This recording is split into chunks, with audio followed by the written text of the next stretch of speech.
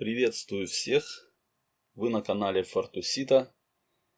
Если вы зашли на этот видеоролик, у вас появилась возможность открыть для себя в жизни новые грани и увидеть мир совсем по-другому.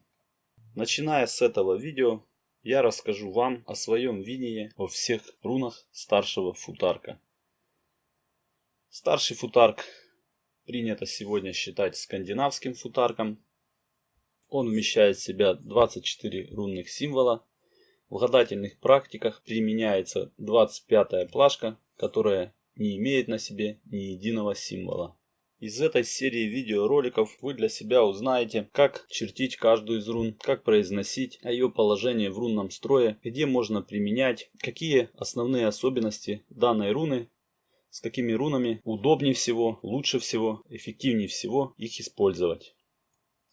Первой руной, а точнее символом этой серии роликов будет чистая руна. Хочу сразу обратить внимание, что говорить на чистую руну, чистый символ, пустая не советую. Чистая и пустая — это совсем два разных понятия. Почему я выбрал именно чистый символ и поставил его первым в изучении рунного строя, хотя принято всегда называть ее 25-й. Дело в том, что прежде чем вы нанесете на что-либо руну, вот именно то что-либо изначально оно чистое. И вот это чистое может вместить в себя любой из символов 24 рун рунного строя скандинавского футарка. То есть изначально уже говорит нам о том, что чистый символ – символ возможностей всех процессов, как материальных, так и духовных. Дело в том, что чего бы вы ни коснулись в нашем мире, все изначально было чистым. Человек, рожденный на этой планете, изначально чистый.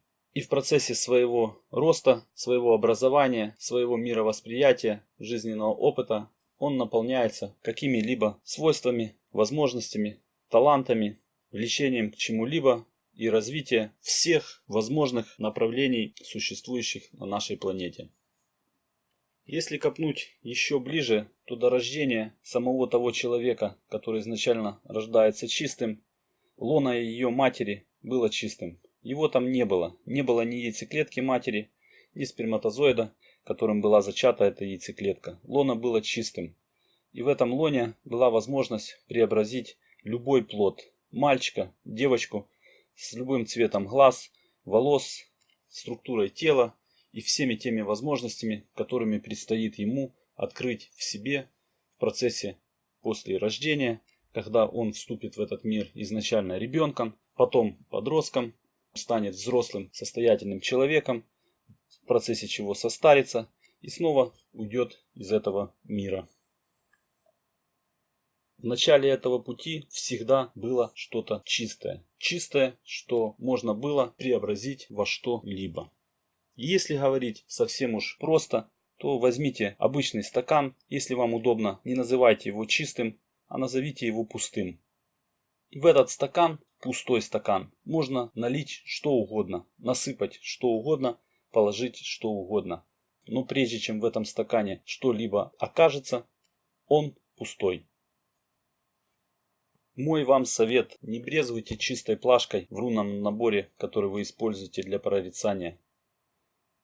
Дело в том, что даже если и не будет чистой плашки в этом наборе, рунный набор все равно будет иметь с вами взаимосвязь. Но ответы, которые вы будете получать, они будут в каком-то роде недополненные. Особенно если вы хотите разобраться в определенных вопросах более подробно. Потому что на самом деле о многих вопросах, когда вы будете уточнять, задавая впоследствии серию вопросов для выяснения каких-то обстоятельств, будет выпадать именно чистая плашка в рунном наборе.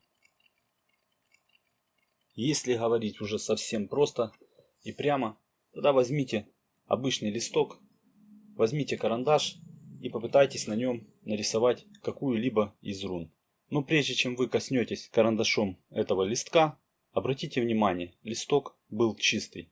Чистый в том смысле, что он давал вам возможность до того момента, как вы произведете на нем любой из символов, произвести то, что вы пожелаете. Ну, после того, когда на нем уже появится один из символов, одна из рун, он уже не будет являться чистым. Он будет нести весь смысл того, что вы на нем нарисуете. Это мое видение чистого символа рунного строя старшего футарка. Если у вас есть другое мнение на этот счет, пишите в комментарии. Будем обсуждать, разбираться, что не так, и добьемся истинного значения этого символа. В следующем видеоролике я расскажу о первой руне рунного строя, а именно о руне Феху. Некоторые из вас, возможно, сталкивались с информацией рунный строй, который начинается с руны Урус. Не забудьте подписаться на канал, так как дальше будет самое интересное.